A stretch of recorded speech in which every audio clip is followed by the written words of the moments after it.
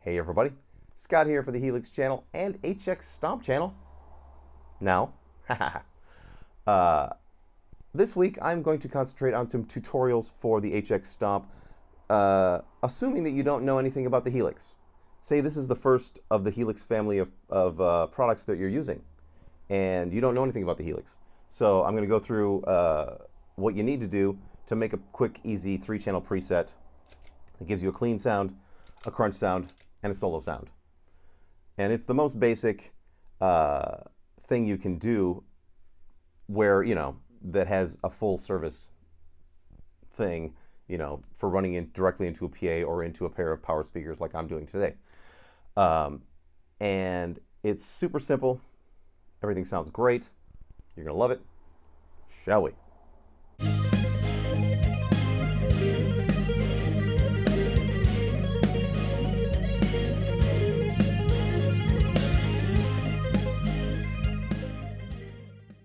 Okay, here we are at the HX Stomp. The only thing I put in here, and let's go to snapshot number 1. So what we're going to do is make sure we're in snapshot mode. Hit the view button.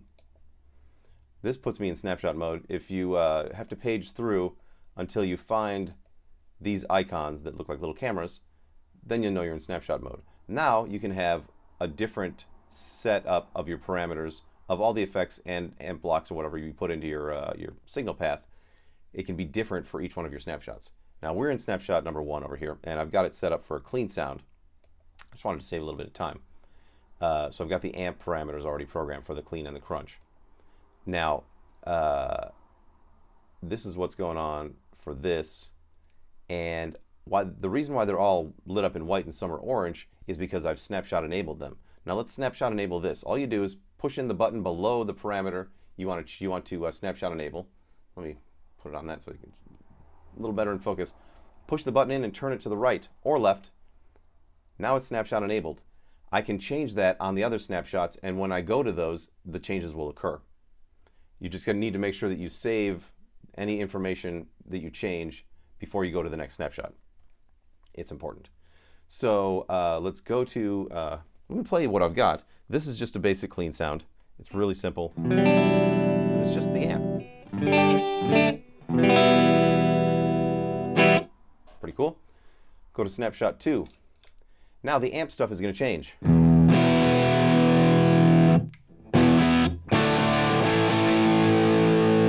That's kind of cool, but I like an overdrive in front of this amp, so let's grab an overdrive. I really, really like, love the valve driver. Now let's snapshot enable the gain. Push in the button right below the gain, turn it to the left. We're going to bring it all the way back down to 5.0.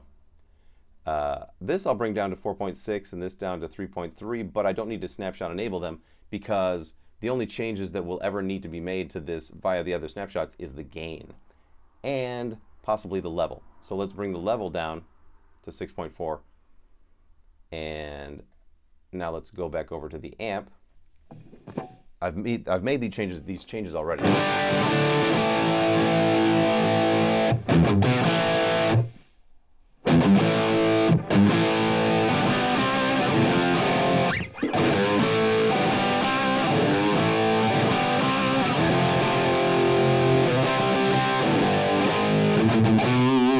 Cool. Little white snake for you. But so the changes that I made, now let's save it real quick so that I can go back and forth and show you what the differences are. So this is what's happening when you go from snapshot 1 to snapshot 2. The drive goes up, the bass comes up, a little more mids, a little more treble, and the volume changes. So the volume should probably come back down a little bit, I think. Whoa, I'm bleeding. What happened? I have no idea. How did I manage that?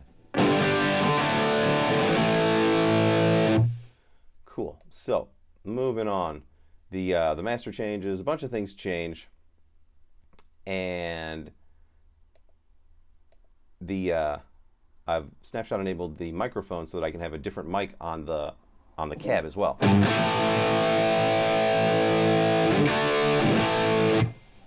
And I think it sounds really cool. So that's what's happening there. Now, it's, you know, we've got our clean. Let's save it real quick. Got our clean over here. Whoopsie. One thing you got to do, always got to make sure that you bypass anything you add to the signal path in between working on snapshots. So now when I go to the second one, there comes the overdrive. Now the overdrive's gone. We got our clean sound. And then we've got our overdrive on snapshot number 2. Snapshot number 3, let's turn that into a lead sound. So here's what I like to do to make a great lead sound. First thing I do, and let me bring the camera back a little bit and show you how I'm doing this, is let's copy and paste snapshot 2 to snapshot number 3. So press, you just got to touch the button. You don't have to push it down, and then touch number 3. It says copy snap 2 to snap 3. Yep, let's do that. So now, snap 3 is the same as snap 2. And the only changes we want to make are for the lead. So let's give it a little bit more gain. Let's snapshot enable the level, bring it up to 6.6. Let's go over to the amp model and give it a little bit more drive, a little more level, crank the master, and a little more bias. So these things should add up to, let's save it real quick, a nice change from snapshot 2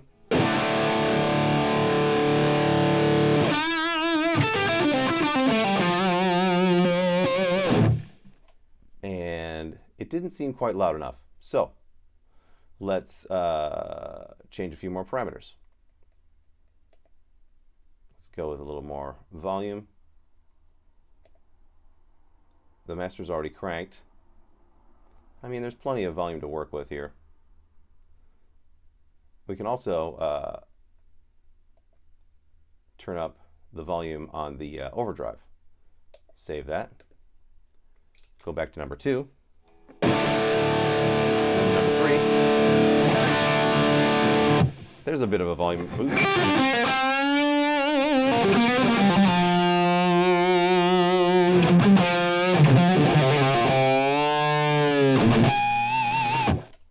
Pretty slick. So now we've got a simple 3-channel preset that has a clean sound, a crunch sound, and a lead sound.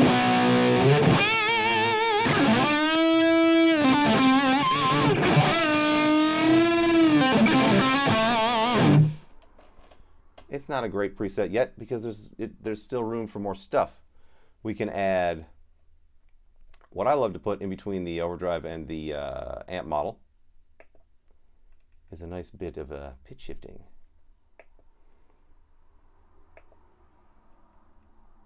Dual pitch sounds good. So what I like to do is like a nice -9, level of 9, and +9. It's an old 80s studio trick for getting a really cool modulation without using chorus. It's a more subtle form of modulation, I find. And on the clean sound, it will sound like this.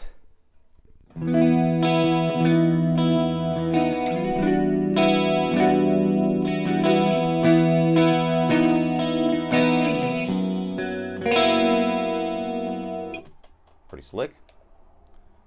We can really, bump it up and make it very prominent.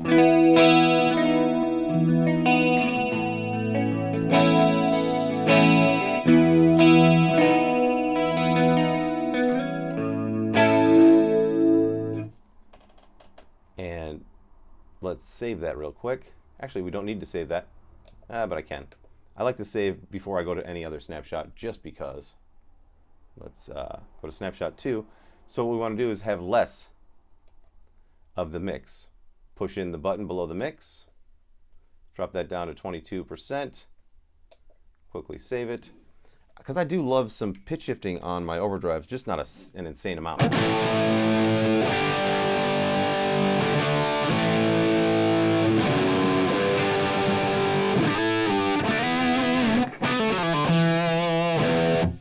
Pretty cool. And we can save that, or did I already? I don't know. On the lead, bring it down as well. Maybe we want a little bit more than I had with the going from number 2.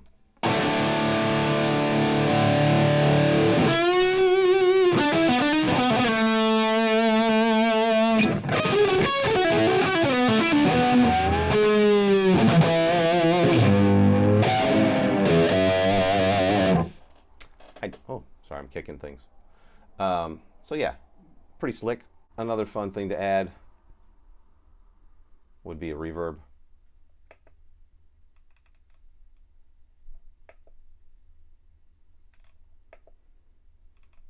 Oh, not one of those. I don't like the way that they have the legacy, this legacy bullshit. On the delays, it's the new ones that are made for the Helix. On the reverbs, it's the old ones. It's so dumb. Not a fan of that. It fools me often. I like the duck delay. And that's 386. I set the low cut so that my repeats are not super woofy. Too much bottom end in the repeats just makes it hard to listen to. And too much top end as well. So I bring the top end down. And I think to me, for an overdriven sound, I also get rid of all the threshold and all the ducking. I'm not a fan of the actual ducking characteristics of this particular delay. I just like that it allows me to tailor the high and low cuts. That's the reason why I like it. Save it. So on number 2, we've got some.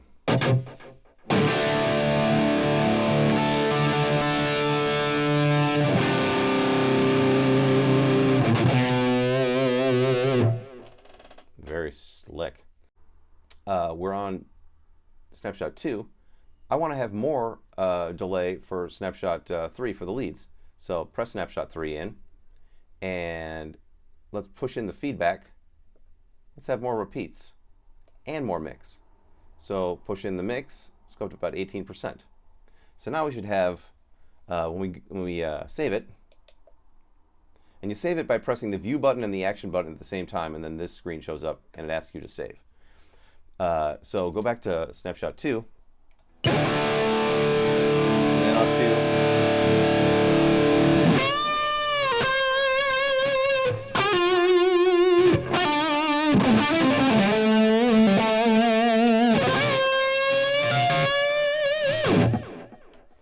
a very nice sort of ambient, nice hip delay going on. Now, using the top rotary, don't use the bottom one.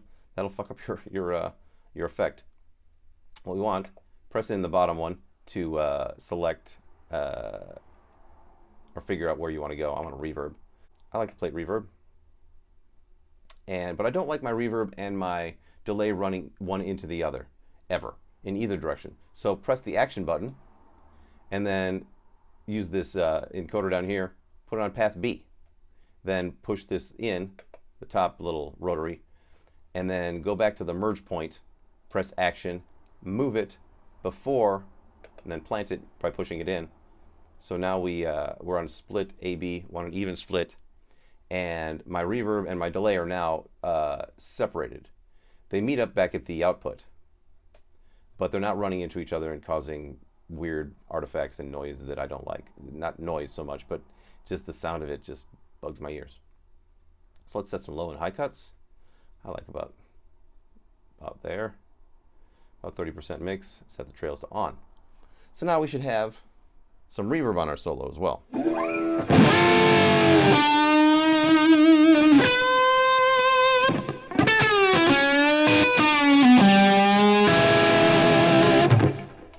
Cool. And when we go back to the Snapshot number 2 will have reverb on that too.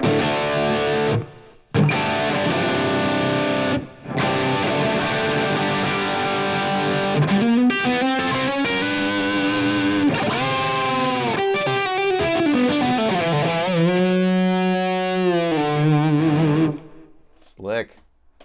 So also when we go back to our clean sound, we'll have reverb on that as well, reverb and delay, which only helps.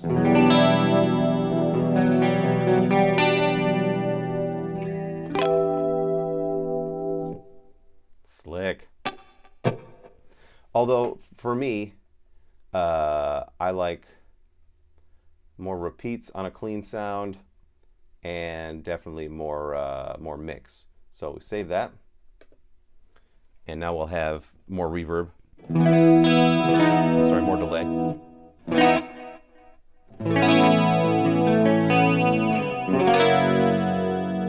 Huh?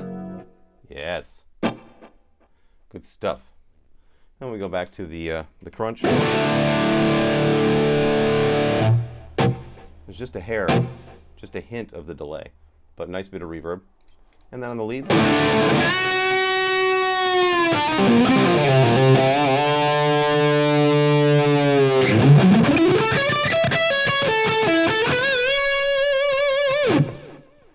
Dig it. There you go, the first of many HX Stomp tutorials. Tomorrow I'm going to get into IRs versus stock cabs, why I like the IRs. I think they feel better. And so we'll do that tomorrow. But today, all stock cab stuff. Still sounds great. Don't get me wrong. The feel just isn't there when you crank it up to full stage volume in a gigging situation against someone with drums. You really do need the IRs. At least I do. You'll notice the frames haven't changed in about a week, and it's because I never got around to giving people the answer to the question last week. What do all these albums have in common? They just have a guitar on them. This guy's got a guitar. He's got a guitar. There's a guitar. Hey, that's a guitar. Sorta. So, yeah. So the one person that answered correctly will win the Union Jack's HX Stomp preset package when it's finished. I can't do it this week because it's a short week. I'm only doing videos through Wednesday. Then I got to drive to Phoenix for 4 days. So there's that. I'll be back next week to work up the Union Jack's preset package for the HX Stomp. And it's all inclusive. It's got 10 presets, 3 snapshots per preset, and they cover our entire night's worth of tunes. We played close to 50 songs on Saturday night, and the HX Stomp was brilliant. Along with the MIDI mouse and the little miniature, expression pedal, everything was great. Can't say enough about it. It sounded just as good as the Helix to me. And I'm having to be more economical with my choices. I can't have, 2, 3 delays, 2, 3 reverbs. I've got to make good choices and intelligent use of those blocks to make them sound good. And I think that if you listen to my video from Saturday, you can tell that they still sound great. So, ta-da. So, I will be back tomorrow with another tutorial, the whole IR stock cab thing, and I'll show you why. So, come on back. I'll see you then. And until then, rock on.